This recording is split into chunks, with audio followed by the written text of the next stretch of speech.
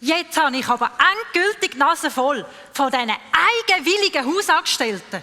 Ja, die sehen die Arbeit nicht, was sie machen sollten, haben gerade keine Lust, jetzt zu arbeiten und behaupten noch ganz frech, sie seien schliesslich freie Menschen mit dem eigenen Willen. Aber ich habe etwas Faszinierendes entdeckt, nämlich einen Haushaltsroboter. Ja, ein geniales Ding. Zugegeben, es ist ein Prototyp und vielleicht noch nicht ganz perfekt. Aber eins kann ich euch sagen, er folgt mir aufs Wort. Wobei Wort auch nicht ganz stimmt. Er kann mir zwar antworten, aber verstehen tut er mich noch nicht. Darum muss ich eben alle Befehle noch über das Tablet erteilen. Aber macht nichts, ich stelle ihn euch jetzt einfach mal vor.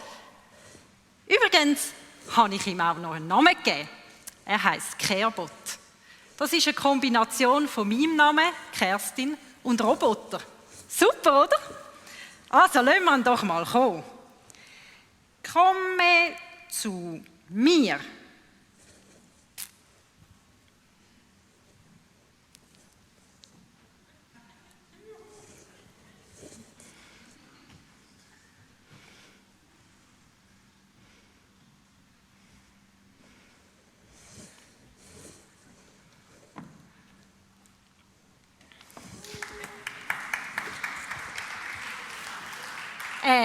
Du könntest mir eigentlich auch noch guten Morgen wünschen.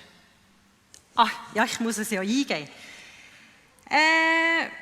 Du könntest mir guten Tag sagen.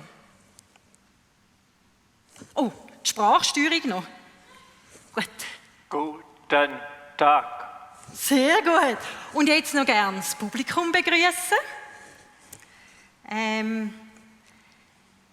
Jetzt noch das Publikum begrüßen. Guten Tag, liebes Publikum. Mein Name ist. Wie ist mein Name? Das habe ich auch noch nicht eingegeben. K-E-R-B-O-T.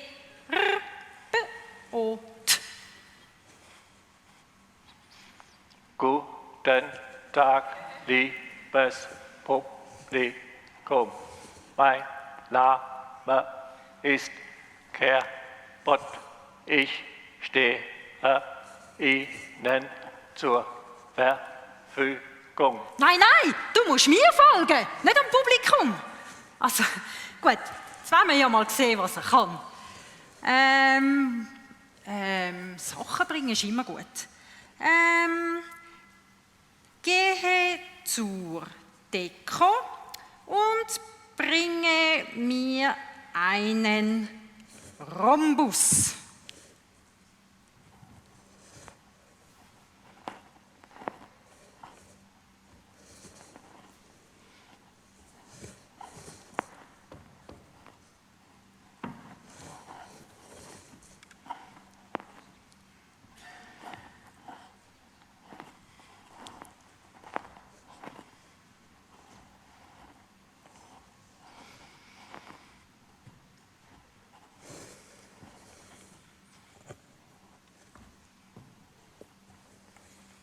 Ich kann das Ding nicht finden. Das fängt ja schon gut an. Willst du mich blamieren? Also, dann machen wir es halt manuell. Geradeaus gehen. Also ein bisschen Nerven kostet mich jetzt das Ding doch auch ein bisschen, muss ich also zugeben. Oh, halt, stopp! Nach rechts drehen. Geradeaus. Stopp. Nach links drehen. Geradeaus.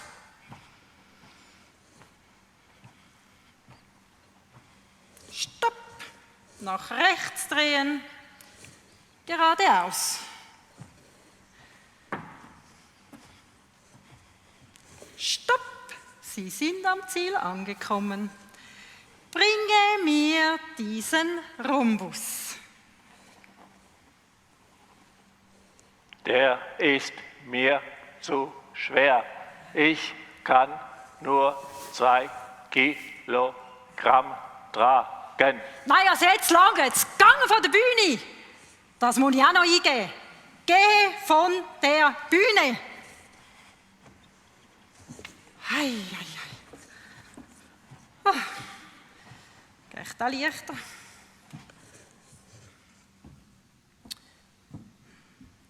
Halt, eine Idee hätte ich noch.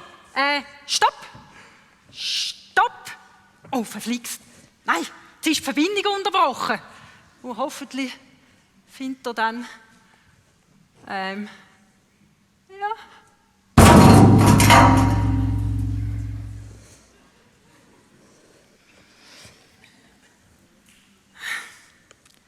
Kleinanzeigen. Schrott zu verkaufen. Suche eine Haushaltshilfe. Senden.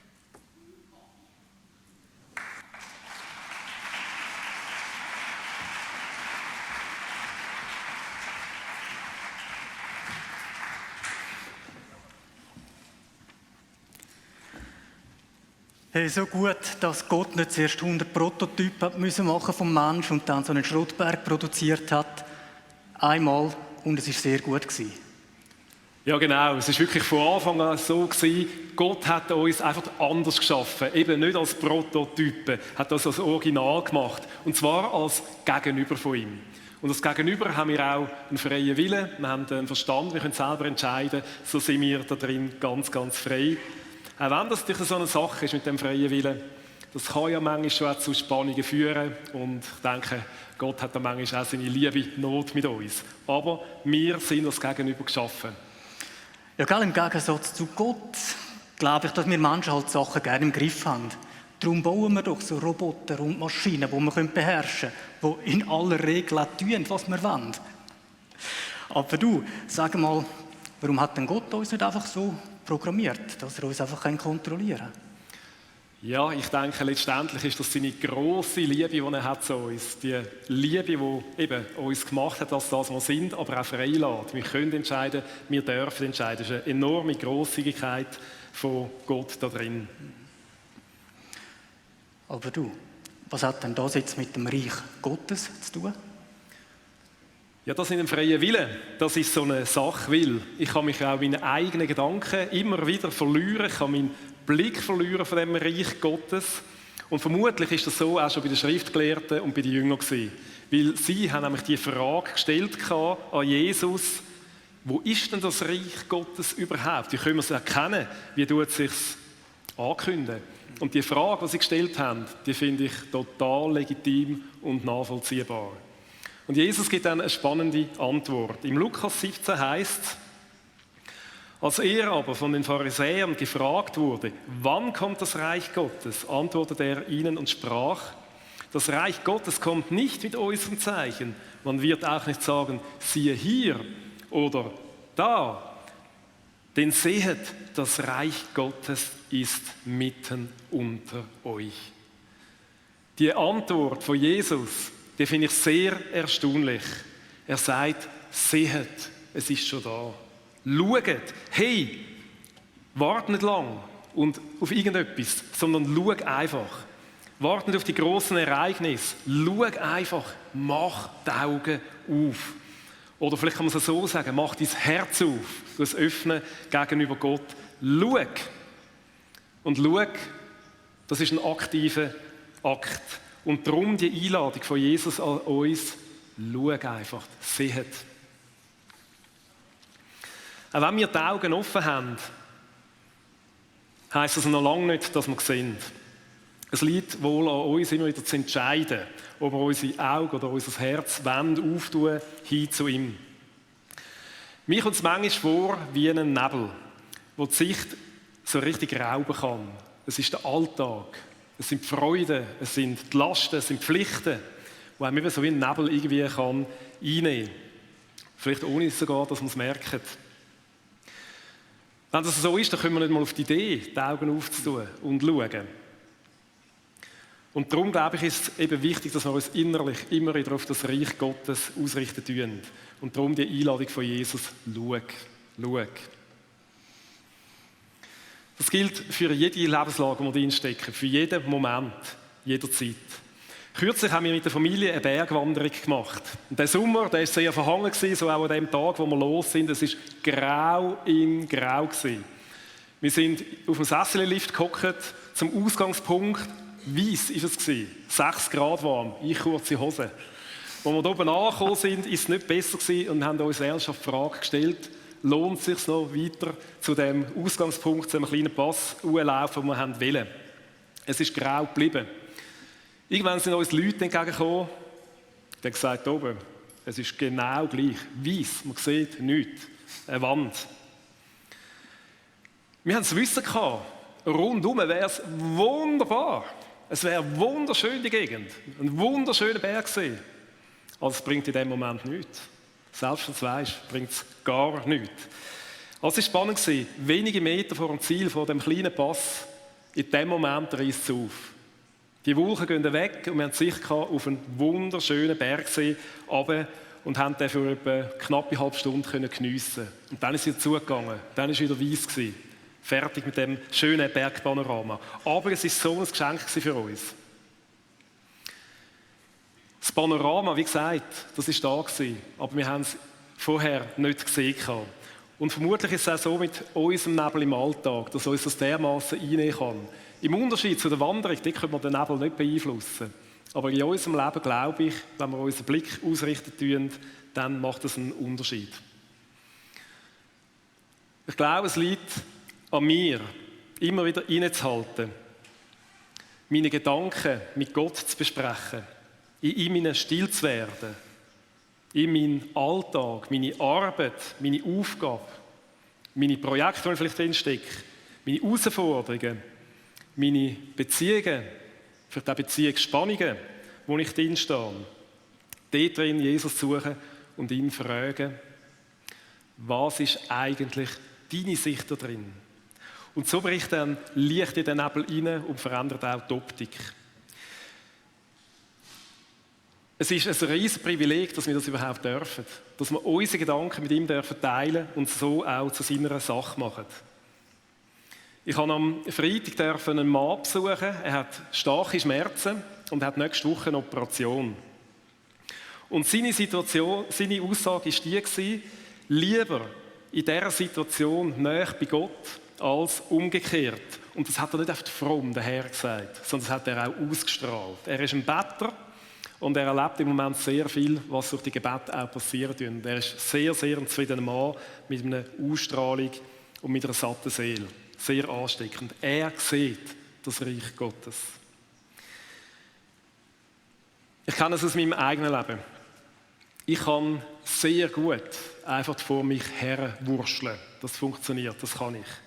Aber ich merke den Unterschied, wenn ich das irgendwie durchbrechen tue und eben innehalten tue und Gott frage, wie siehst du das? Was ist deine Sicht da drin? Dann hat das einen Unterschied in beide Richtungen, wenn ich es mache oder eben auch, wenn ich es nicht mache. Ja, aber dann, wenn ich dich richtig verstehe, Dani, dann ist Reich Gottes jetzt mehr etwas zwischen dir und Gott. Also hat das mehr mit dem Einzelnen zu tun? Oder gibt es denn da noch eine grössere Dimension? Reich Gottes ist doch noch mehr, nicht? Ja, die Bibel zeigt uns da schon etwas auf. Natürlich, Gott hat immer den einzelnen Menschen im Blickfeld gehabt, aber nicht nur. Sein Bild ist viel grösser. Das sehen wir im Alten Testament. Da sieht das ganze Volk Israel, wo er aufs schaut. Wir sehen es im Neuen Testament, auch Jesus. Er hat die Gemeinschaft sehr gepflegt. Er hat sie gestiftet. Die war enorm wichtig, das Miteinander. Und letztendlich ist das auch der Grundstein für Gemeinden, die er so geleitet hat. Ja, eben, aber dann ist auch Reich Gottes viel mehr. Hast du ein Bild? Stell dir vor, du kommst einen Fußball geschenkt über. Das ist eine coole Sache. Und du kannst dich freuen an diesem Fußball. Aber viel mehr Spass macht es doch, wenn du in einer Mannschaft spielst, mit anderen Teamkollegen zusammen. Ich finde es mutig, dass du da jetzt den Fußball ins Spiel bringst. Gell? Gestern Wind im Cup ausgeschieden, sorry. GCA, FCZ, schauen wir noch, was kommt. Aber lassen wir das einmal. Mit dem spannendes Bild mit dem Fußball. Gell? Und dann könnte man sagen, etwas vom Grössten für einen Fußballer ist, wenn er an einem Turnier spielen kann. Also eine EM, WM, wo es ja nicht um das Spiel geht, um das Miteinander, das Ganze unterwegs sein. Da könnte man sagen, wir als Allianz ist das wie ein Vergleich. Wir kommen aus verschiedenen Kirchen, aus verschiedenen Mannschaften, aber wir spielen zusammen, miteinander, haben ein Ziel. Absolut, sehr gutes Bild. Erzähl, was denkst du weiter da dazu? Ja, gell, zum einen bewegt mich natürlich in diesem Zusammenhang schon, was heisst es dann, Reich Gottes mehr als einfach mein Glaube mit Jesus. Aber zum anderen bewegt mich sehr, was Jesus seinen Jüngern sagt und damit auch indirekt uns. Im Lukas-Evangelium, Kapitel 12, dort steht: Fürchte dich nicht, du kleine Herde, denn es hat eurem Vater gefallen, euch das Reich zu geben. Das Reich Gottes ist uns anvertraut. Gott selber vertraut uns sein Reich an. Das ist gewaltig, die Würde, die er uns damit gibt. Gott vertraut uns. Gott vertraut uns sein Reich an. Und, dass es durch uns Realität werden, in Konkretion kommen, ins Leben kommen. Wir brauchen uns nicht zu fürchten, sagt Jesus, auch wenn die Herde klein ist und manchmal wirkt sie und manchmal ist sie auch klein. Gell?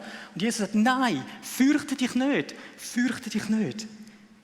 Es war Gottes Idee, sein Reich uns anzuvertrauen. Und er ist mit dabei, mit seinem Heiligen Geist.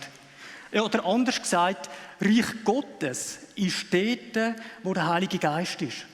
Dort, wo der Heilige Geist ist, ereignet sich Reich Gottes. Und dort, wo ein Mensch erfüllt vom Heiligen Geist, das ist eine Beschreibung von einem Jesus-Nachfolger, von einer Jesus-Nachfolgerin. Wo ein Mensch erfüllt vom Heiligen Geist ist, dort ereignet sich Reich Gottes. Dort passiert das. Als Christen leben wir und der Heilige Geist lebt in uns. Und dadurch ereignet sich Reich Gottes. Ich finde das eine gewaltige Zusage, weil dort, wo du und ich bin, dort ist Reich Gottes.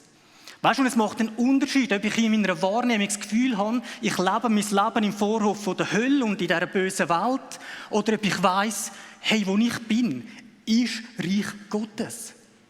Es ereignet sich. Ich habe einen Heimvorteil. Oder wie es der Reformator von Schottland gesagt hat, der John Knox, einer mit Gott ist immer in der Mehrzahl. Und lass uns das miteinander sagen, deinem Nachbar, an dem Übertragungsort oder auch daheim. Und wenn du allein daheim bist, dann sag es laut in den Raum. Einer mit Gott ist immer in der Mehrzahl. Sag das deinem Nachbar. Lass uns das miteinander jetzt einfach so zusprechen. Einer mit Gott ist immer in der Mehrzahl. Einer mit Gott ist immer in der Mehrzahl. Einer mit Gott ist immer in der Mehrheit und er hat Heimvorteil. Weil durch den Heiligen Geist ereignet sich Reich Gottes, du stehst immer auf heiligem Boden. Weil du Reich Gottes nämlich in die Welt bringst. Das ist der erste Punkt. Reich Gottes ereignet sich, wo du bist. Und das Zweite, nichts ist vergeblich, was wir für das Reich Gottes tun. Das sagt nicht ich, das sagt der Paulus. Das schreibt der Korinther im Kapitel 15.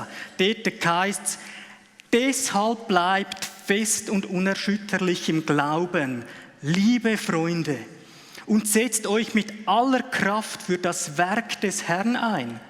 Denn ihr wisst ja, dass nichts, was ihr für den Herrn tut, vergeblich ist. Amen. Amen. Setzt euch mit aller Kraft fürs Reich Gottes ein. Denn ihr wisst, dass nichts, was wir für den Herrn tun, vergeblich ist. Und weißt, wir sind da dabei, etwas zu bewegen und in Realität zu bringen, wo viel grösser ist, wie wir uns vorstellen können. Wo wir Bestand haben in Gottes neuer Welt. Gott baut sein Reich durch dich und mich und das hat Auswirkungen bis in Gottes neue Welt. Und was da nicht in Realität kommt, wird dort fehlen. Und was da in Realität kommt, wird Bestand haben. Ich kann es einfach nochmal zusammenfassen. Sorry, du spürst mein Herz. Zusammengefasst, es ist Gottes Plan, sein Reich durch dich und mich da in Realität zu bringen. Und das ist viel grösser, wie wir uns vorstellen können, hat Auswirkungen in Gottes neue Welt hinein. Es ist sehr erstaunlich, aber ein riesiges Privileg, dass Gott uns in seinem Team haben möchte, für sein Reich. Sind wir uns das wirklich bewusst, dass wir dürfen in seinem Team spielen. Du und ich, er braucht dich und mich. Der Paulus sagt es ebenfalls im Korintherbrief kurz und bündig in einem Satz. Wir sind Gottes Mitarbeiter. Hey, und die Würde, die er uns damit zuspricht, das ist ja gewaltig. Wir sind Gottes Mitarbeiter. Und weißt, ich glaube, wie du sagst, das Reich Gottes ist da und manchmal sehen wir es nicht und sehe ich es nicht, weil ich auch in meinen Vorstellungen verhaftet bin, wie das Reich Gottes muss sein. Aber Reich Gottes ist doch noch viel grösser und anders, wie ich mir einfach vorstellen kann. Ja, eindeutig. Je mehr das wir erfahren, es bleibt immer noch begrenzt. Es hat immer Grenzen an unsere Sicht. Und weil unsere Sicht begrenzt ist, haben wir auch noch andere Menschen gefragt, wie sie das Reich Gottes sehen. Film ab. Als Naturfilmer bin ich im Moment vor allem bei den Wildbienen unterwegs, weil ich an dem Projekt bin. Und da fasziniert mich einfach die Vielfalt von über 600 Arten in unserem Land. Und wie jede Art ihre spezielle Lebensweise, ihre speziellen Bedürfnisse, Ansprüche an Lebensräume hat. Und jede Art die Informationen, die sie braucht und die Fähigkeiten. Und ich sehe da drin, wie es im Römer 1,20 steht, seit Anbeginn der Welt, sieht man in seinem Werk Gottes Herrlichkeit, Gottes Kreativität, Gottes Liebe zum Detail. In meiner Arbeitsstelle hat sich verändert, dass ich verhärtende Fronten, wo ich noch nicht bereit war dazu, lösen konnte. Das hat sich alles gelöst durch Jesus und wir können im Team besser reden miteinander. Ich habe Anerkennung bekommen im Team und das war für mich eine grosse Erleichterung. Gott weiss genau, dass ich Katzen mega liebe und bei mir ist es im Alltag einfach so in kleineren Situationen, beispielsweise wenn es mir nicht gut geht, ist mir das schon extrem oft passiert, dass wenn ich irgendwo unterwegs war, dass mir einfach plötzlich so random Katzen zugelaufen sind und nachher mit mir mega lang gekuschelt haben und so und ich die mega konnte streicheln und alles. Ja, und ein konkretes Beispiel ist, ich war mal in der Schule und mir ist es wirklich nicht gut gegangen. Und ich habe auch einfach die Menschen in diesem Moment nicht vertragen, bin deswegen auch ein bisschen abseits von meinen Freunden gesessen. Und dann war dort so ein Kater und der ist dann wirklich so irgendwie die längste Zeit auf meiner Schoß und hat wirklich mit mir kuscheln, wo ich nachher weggelaufen bin, hat er mir auch nachgemiaut und so und einfach so, ich habe mega Gottes Liebe dadurch gespürt und das hat mir mega geholfen in dem Moment. Unser Sohn ist mit einer unheilbaren Stoffwechselerkrankung auf die Welt gekommen. Es ist ein Verlauf, der degenerativ ist und der zum Tod führen kann. Leider hat unser Bub, der Jaron, einen sehr schlechten Verlauf gehabt. Es ist von Woche zu Woche schlechter geworden. Er hat massive Atempausen gehabt, bis Bewusstseinsverlust und eine ganz extreme Müdigkeit. Die Intervalle und die Intensität haben immer schneller gekommen und intensiver. Und wir haben gewusst, wenn Gott nicht eingreift, so werden wir ihn verlieren. Es war dann ein Morgen, wo ich aufgestanden bin und die Gegenwart von Jesus war so stark präsent, wie ich das noch nie zuvor erlebt habe. Und ich wusste, dass Jesus zu mir sagt, Miriam, der Jaron wird nicht sterben, er wird leben und ich werde ihn heil machen. Und von dann an sind die Intervalle und die Intensität von diesen Episoden angefangen ganz langsam abzunehmen.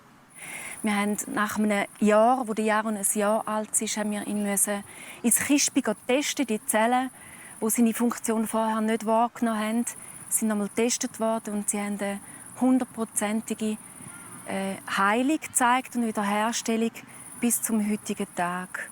Während meiner Bibelschule waren wir auf einer Bergtour und dort hatte ich einen relativ heftigen Unfall, wo ich aber glimpflich davongekommen bin, dank Gottes grosser Gnade.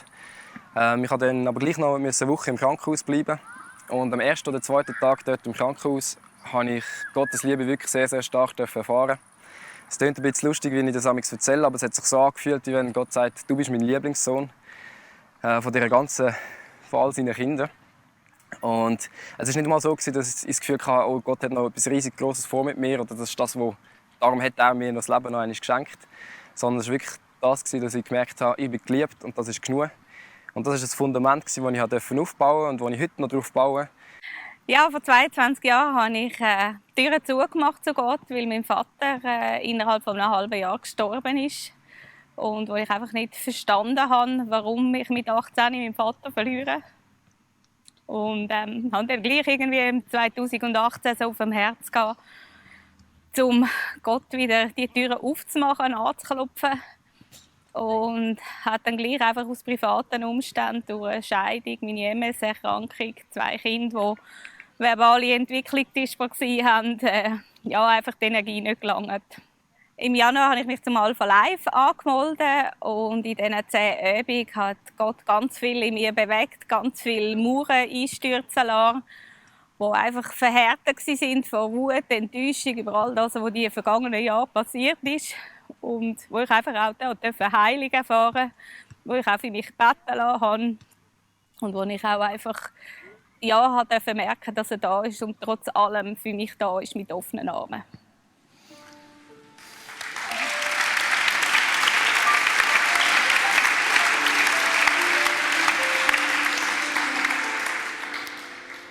Ja, das Reich Gottes ist vielschichtig und vielseitig. Und den Clip gibt es in voller Länge auf der Page von der Allianz eaw.ch, wenn ihr wieder nachschauen oder eben noch ausführlicher schauen wollt. Zum Schluss haben wir euch noch kurz etwas mitgegeben. Erinnern wir uns daran, an die Einladung von Jesus, wenn er sagt, hey, schaut auf mich, ihr dürft auf mich schauen. Dort, wo ihr jetzt steht, in eurer Situation, das gilt für heute Nachmittag, das gilt für morgen, das gilt für übermorgen, Tag für Tag. Nehmen wir doch die Einladung an. Seht das Reich Gottes ist mitten unter euch. Ja, und Gott baut sein Reich, hier in Winterthur und in der Region, mit dir und durch dich. Und wir bauen etwas viel Grösseres, wo wir uns wahrscheinlich gar nicht vorstellen können, was das heisst. Und es hat Auswirkungen bis in die Ewigkeit. Hey, es lohnt sich. Es lohnt sich, davon bin ich überzeugt, für das Reich Gottes zu leben und sich rein zu investieren. Ich segne dich mit dem klaren Blick auf die Zuversicht und die Hoffnung von Jesus Christus. Und ich segne dich mit der Kraft von der Auferstehung von Jesus, wo dich zum Leben bringt und durch dich noch ganz viele andere. Und ich segne dich mit der Gnade und dem Frieden von unserem Herr, vom Vater und seinem Heiligen Geist, wo mit dir ist und dich begleitet. Amen.